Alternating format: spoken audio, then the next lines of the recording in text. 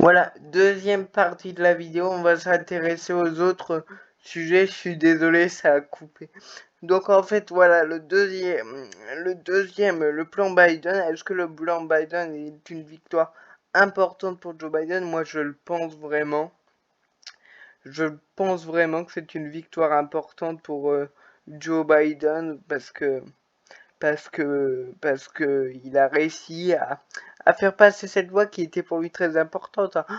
Regardez ce que dit Reuters. Reuters dit une victoire pour le président Biden.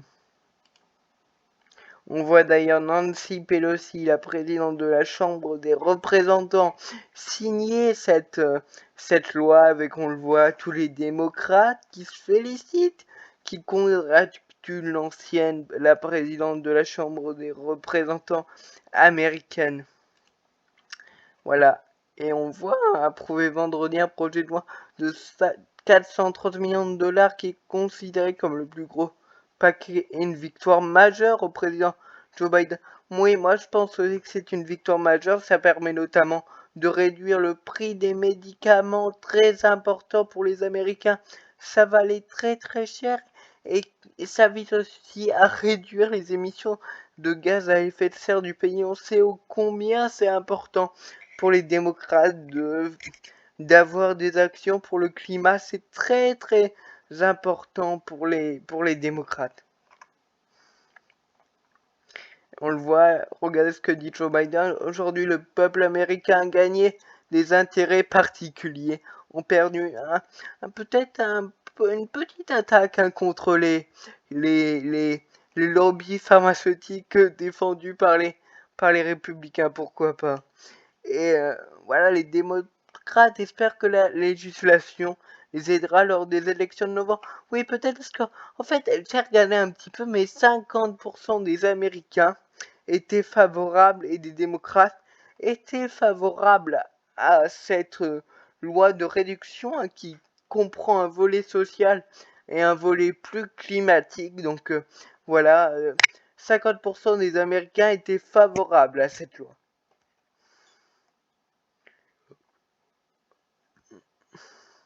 Voilà, c'est ce que je disais.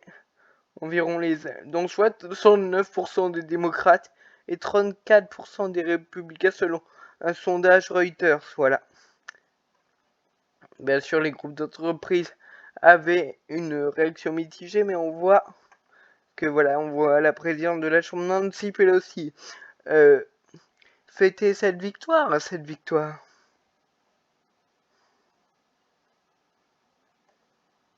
Les républicains qui s'opposent à la législation avertissant qu'elle tuera des emplois. Bien sûr, les républicains sont contre, ils ont peur que cette loi, peut-être, parce qu'en fait, la vraie question qui se pose, la deuxième question, voilà pour la loi climat, qui est pour moi, je vais répondre à la question, une victoire pour Joe Biden. La vraie question qui se pose, c'est Joe Biden se présentera-t-il aux élections? Pour moi, je vais répondre oui, il se présentera que s'il est face à Donald Trump. Voilà, s'il est face à Donald Trump, selon moi, c'est vraiment une mission historique pour lui, c'est-à-dire de vaincre l'homme de droite, le milliardaire qui avait battu Hillary Clinton, l'homme dangereux pour Joe Biden, l'homme dangereux, bien sûr, l'homme dangereux que représente Donald Trump à ses yeux. Alors voilà pour la loi climat. Maintenant, parlons du du prédécesseur de Donald Trump et peut-être du futur successeur, Donald Trump. On sait qu'en fait, Donald Trump, que le FBI a saisi des documents top secrets au domicile de Donald Trump. Alors, que contenaient ces documents? Bien sûr, l'ancien président a dit que les dossiers saisis ont été tous déclassifiés. Voilà ce que dit Donald Trump. Mais c'est vrai qu'on peut se poser la question que des agents du FBI ont fouillé la propriété de Mar-a-Lago lundi. Et c'est vrai qu'on peut se poser la question. Joe Biden, Donald Trump avait notamment un dossier sur le président de la France. Alors, on ne saura peut-être jamais le fameux de l'histoire, mais un dossier sur le président de la France. Alors, on ne sait pas parce que c'est écrit en anglais si ça veut dire le président de la France ou la France, mais il y a un dossier sur la France que le FBI a récupéré. Et on voit que bien sûr, en fait, Donald Trump, pour moi, il est plutôt content de ce résultat parce que ça le met encore dans une position de victime, de victimisation. On le voit, c'est l'État, c'est le ministre de la Justice qui a décidé cette perquisition et donc voilà, ça le met encore dans une position de dire ah, je suis victime du système, voilà, on voit. Et conseiller lambda. En fait, en juin de la même année, des documents déjà top secrets avaient été redonnés. Voilà, c'est tout à fait ça. L'avocat de Trump a déclaré en juin que des documents classifiés avaient été restitués. C'est quand même dingue que en janvier, il avait ramené des documents dans sa propriété. Donc voilà, il les a redonnés. C'est ce que dit en tout cas le New York Times. Il rapporte les propos de son avocat. Voilà, c'est très très intéressant cette histoire politico-médiatique. Hein. Cette histoire, voilà, les agents ont pris plus de 30 articles dans plus de 20 boîtes et le FBI a dit qu'il avait saisi des documents top secrets. Et on voit notamment, j'ai personnellement approuvé la décision à par ailleurs déclarée Merrick Garland, donc Merrick Garland, le procureur général des États-Unis, ce qui correspond voilà, le ministre américain de la Justice, tout simplement, en France. Donc c'est très intéressant parce que voilà, les républicains vont encore se dire, mais moi ce que je me dis, c'est que si Donald Trump gagne, vous connaissez l'élection de 2016, vous connaissez l'élection de 2022, mais l'élection de 2024 sera encore pire ou mieux. Je ne sais pas de quel point de vue vous vous portez. Voilà pour ce qui est de l'affaire politico-médiatique, donc de cette perquisition au domicile de Donald Trump dans la matinée. Les spéculations, comme le rapporte le Parisien, allaient bon train. Donald Trump emporté avec lui en quittant la Maison-Blanche est-elle liée à l'enquête sur la responsabilité dans l'assaut du Capitole? Cette perquisition sans précédent par le FBI chez un ancien. Est-ce qu'il invoque son droit à silence? Mais est-ce qu'il sera poursuivi? Est-ce que ça l'empêchera de se présenter? Moi, je ne le pense pas vraiment. Après, je ne sais pas. Mais non, je ne pense pas vraiment que ça l'empêchera de se présenter parce que sinon, si la Maison Blanche le poursuivait, si le procureur général et la justice le poursuivraient, pardon, ça le mettra encore dans une position de victime.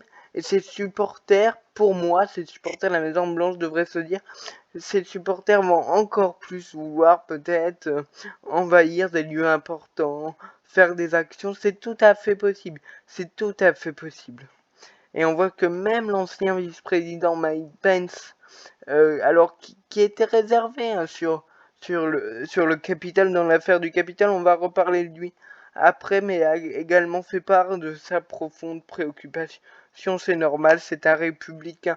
Si Donald Trump gagne, il devra se remettre dans les rangs. Ça c'est sûr, s'il gagne une hypothétique primaire. Alors maintenant, on va se demander, voilà pour le plan climat. Je pense qu'on a fait le tour pour le plan climat. 430 milliards de dollars donnés au climat et aussi. Et alors ça, c'est vrai que la question a été posée parce que des sénateurs démocrates ne voulaient pas qu'il y ait quelque chose sur l'éducation, donc ça n'avait pas été rajouté. Son volet social a été quand même bien dégarni, mais il en reste quand même un petit peu avec les médicaments normalement. Je rappelle la réduction sur les médicaments. Voilà pour le climat. La loi climat, le climat américain. Et maintenant, nous allons nous demander quels pourraient être si Donald Trump, hypothétiquement, ne se présentait pas. Moi, je pense qu'il se présentera, mais on peut se poser la question, s'il ne se représente pas, qui pourrait se représenter? on voit la Ron DeSantis qui est le gouverneur de Floride. Alors lui, c'est vraiment un radical, un très proche de Donald Trump, le gouverneur de Floride, qui pourrait tout à fait se présenter, c'est tout à fait possible, ça pourrait tout à fait être lui. Ron DeSantis, retenez bien son nom parce que je pense que c'est peut-être le successeur de Trump, ou tout simplement dans quelques semaines, dans quelques années, vu que ça sera en 2024, le futur peut-être vice-président de Trump, si Trump gagne l'élection présidentielle 2024 face à potentiellement Joe Biden. Moi, je pense que ça sera Joe Biden, comme je vous l'ai dit. Voilà, il y a Ron DeSantis et il y a Mike Pence, bien sûr, le vice-président américain qui, on a vu, avait tracé une ligne différente de Joe Biden de Donald Trump en refusant de certifier la victoire de Joe Biden à l'élection de 2020. On a vu Mike Pence aller justement, honorablement pour moi, aller à la passation de pouvoir, tandis que Donald Trump partait en avion. On s'en souvient de ces images incroyables de danse de de Donald Trump. On avait une relation tendue, hein. Moi, je m'en souviens d'un message qui disait « Ah, ce Mike Pence, quel con !» disait Donald Trump. Voilà ce qu'il pense de Mike Pence. Mais ce qui est assez intéressant, c'est que Mike Pence pourrait, pourquoi pas, être le visage si Donald Trump ne se représentait pas. Il a toutes les conditions pour être un candidat honorable pour les républicains. Je dis bien pour les républicains, hein. C'est-à-dire qu'il remplit toutes les cases pour eux, c'est-à-dire un ancien vice-président qui pourrait... Mais le problème, c'est que les républicains, sans doute, il y a chez les républicains des Trumpistes purs et durs comme Ron DeSantis, qui ne seraient pas d'accord avec ça, qui ne feraient pas la vie dure au président, et qui feraient justement la vie dure au président Biden, au président Pence s'il était élu un jour, face à Joe Biden si hypothétiquement. C'est-à-dire qu'il y aurait des désaccords, sans doute entre Pence et les Trumpistes, parce qu'on connaît Donald Trump. Il est rancunier quand même, il faut le dire. Alors du côté des maintenant on va essayer de penser pour les démocrates qui pourrait hypothétiquement, si Joe Biden ne se représente pas, succéder à Joe Biden. Et ben pour moi c'est Kamala Harris, la seule personne qui sort un petit peu du lot, il faut le dire, du côté des démocrates. On ne trouve pas de grosses figures pour l'instant, mais Kamala Harris, la vice-présidente, pourrait faire partie de cette candidature. En tout cas, Joe Biden, qui avait dit moi, je me présenterai, et qu'il choisirait de toute façon Kamala Harris, parce qu'ils ont l'air de bien s'entendre. Elle fait du bon boulot, avait dit Joe Biden, notamment sur le Mexique, même si les Américains lui reprochent de ne pas être assez présente, alors qu'elle l'avait dit qu'elle le serait présente, qu'elle serait une vice-présidente différente, qui serait une vice-présidente, je cite, généraliste, voilà les mots de l'ancienne procureure. Alors maintenant, posons-nous la dernière question, une question assez intéressante. Est-ce que Joe Biden, oui, pourrait avoir sa majorité au Sénat et à la Chambre des représentants? L'élection sera en novembre. Au Sénat, c'est 50 républicains. À la Chambre, les démocrates ont légèrement reculé lors des élections de novembre. Ils demeurent néanmoins majoritaires, 221-211, mais on voit que ça pourrait basculer et empêcher Joe Biden de faire des grosses réformes aussi, notamment pourquoi pas une réforme sur l'immigration, une réforme, on le voit aussi, surtout sur les sujets qui tiennent à cœur à Joe Biden. Le climat, on voit la politique étrangère aussi. La politique étrangère. Même si on voit que, et ça c'est très intéressant, que les républicains votent les budgets, les républicains votent les budgets, les républicains, quand même sur la politique étrangère, ne sont pas tout à fait d'accord avec leur mentor Donald Trump.